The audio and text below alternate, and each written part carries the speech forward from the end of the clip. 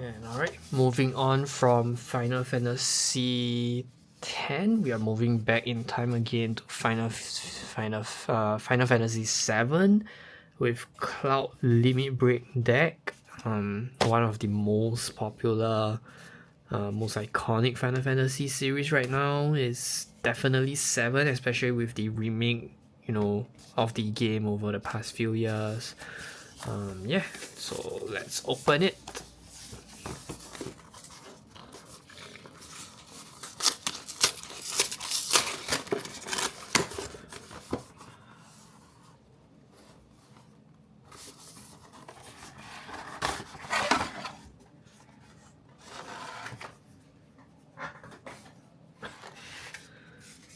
So yep, likewise we do have the Cloud deck box.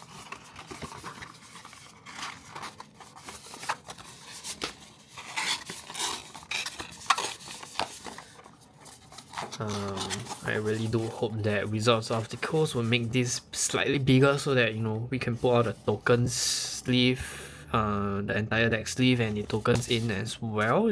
Just have to be a bit bigger. Yeah, and this is for Cloud.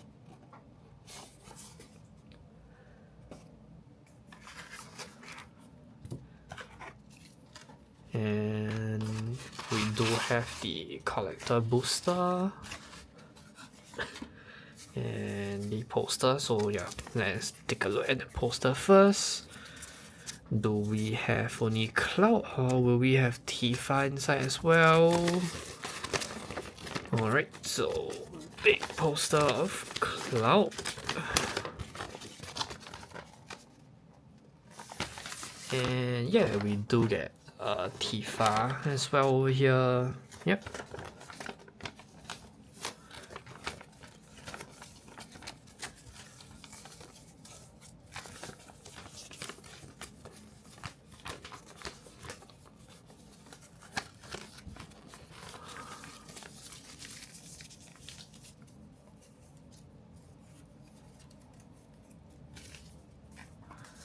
And moving on, let's open the collector booster sample pack again.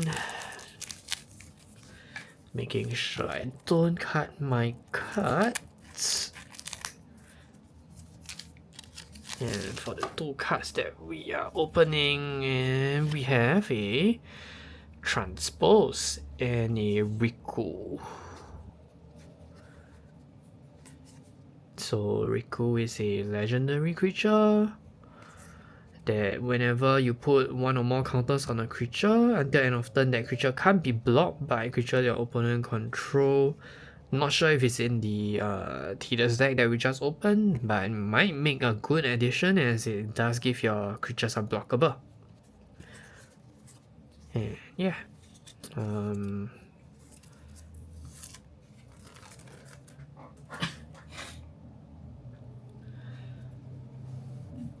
And now we have everybody's favorite soldier, mercenary, Cloud X soldier. He's a legendary creature, human, soldier, mercenary, haste. When he enters the battlefield, attach up to one target equipment you control. Whenever Cloud attacks, draw a card for each equipped attacking creature you control. Then if Cloud has 7 or more power, create 2 treasure tokens. So this is not just going big, it's also going wide. This deck it wants to do both strategy so that you are able to draw a card and create treasure tokens to get the ball rolling.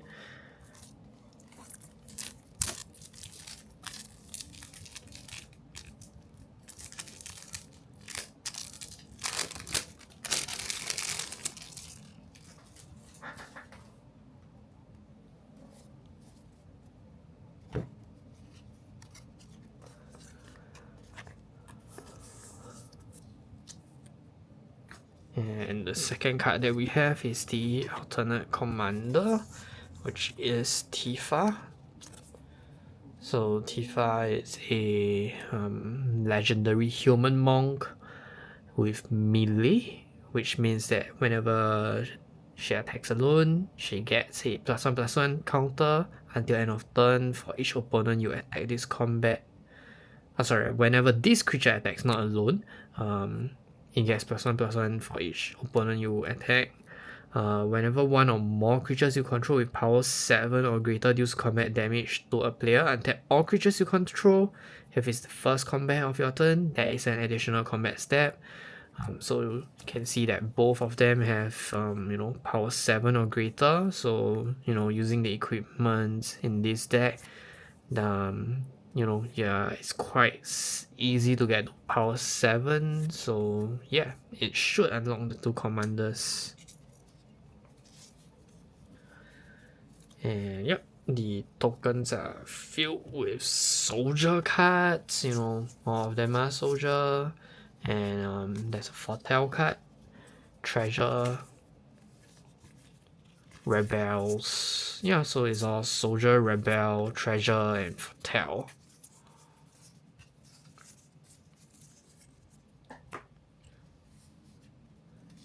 And we do have a seed. And cloud limit break.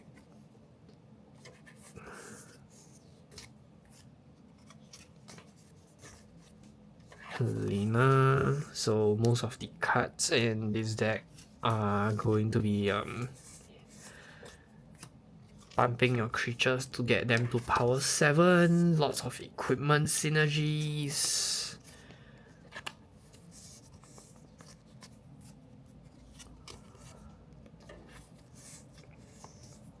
So a really nice protection spell. Permanents you control gain indestructible until end of turn. Avalanche of Sector 7. And a cat. And we do have a summon.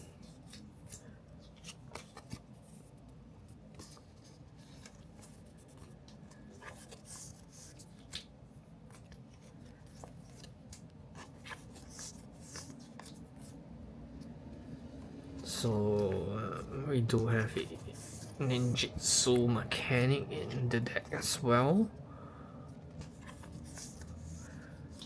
Mana Dog. You see, the theme of this deck is a lot of 7. I guess because it's Final Fantasy 7.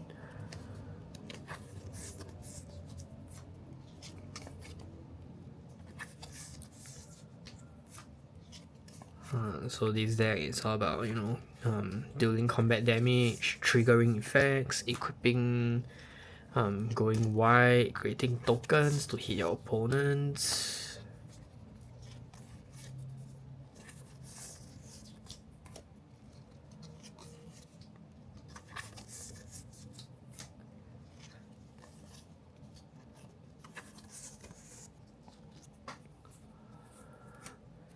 And here we have some equipment.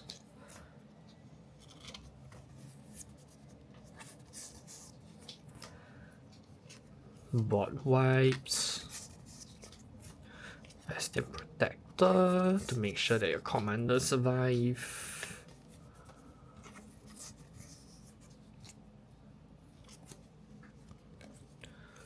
Clever Concealment, really good protection spell.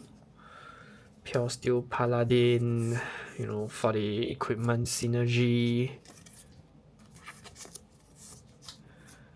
Vanquish the Horde.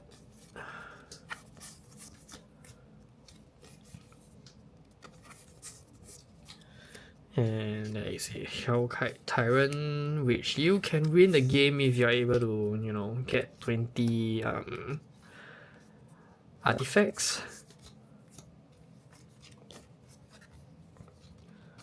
So, because this deck is actually gonna be running a lot of equipment, I'm not sure if it is really,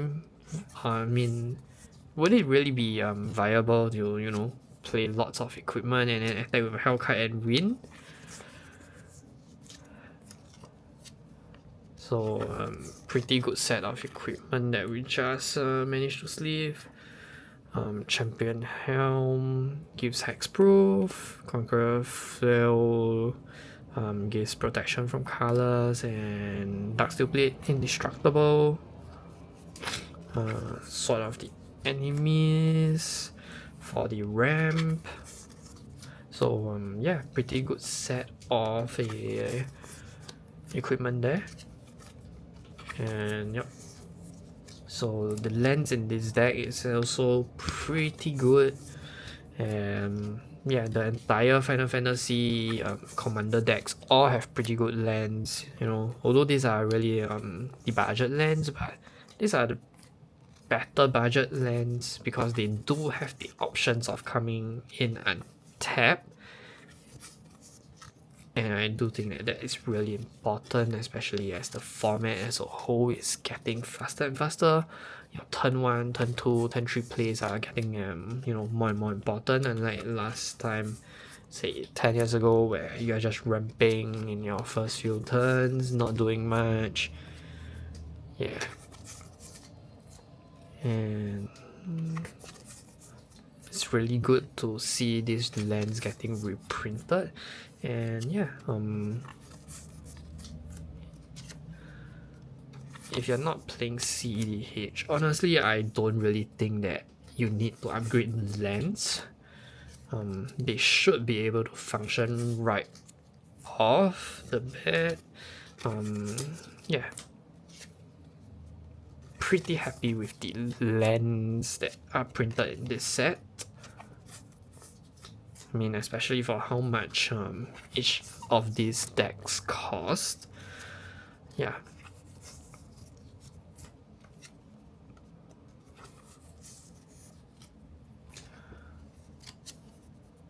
So we do get a Vanderblast reprint.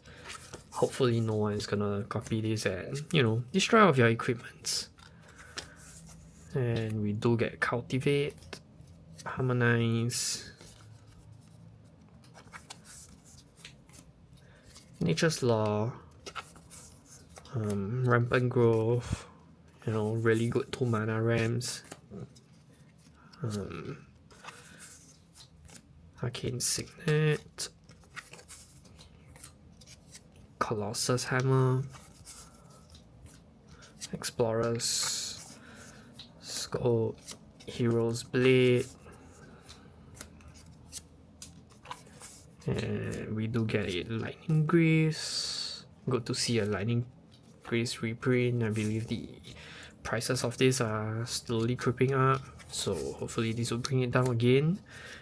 Skull Clam, best equipment, arguably the best equipment ever printed.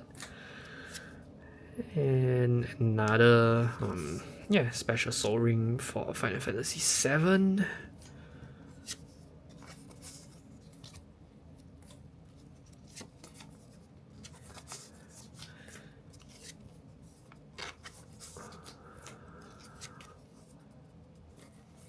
And it looks like all of the deck actually has a Path of Ancestry.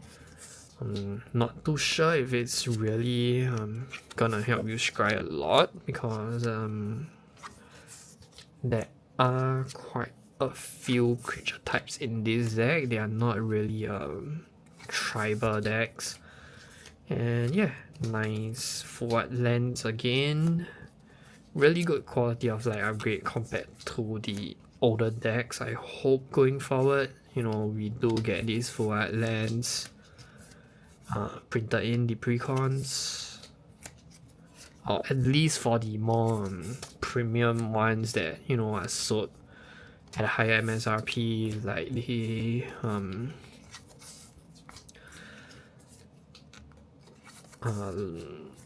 what do you call it, Warhammer ones. Yeah,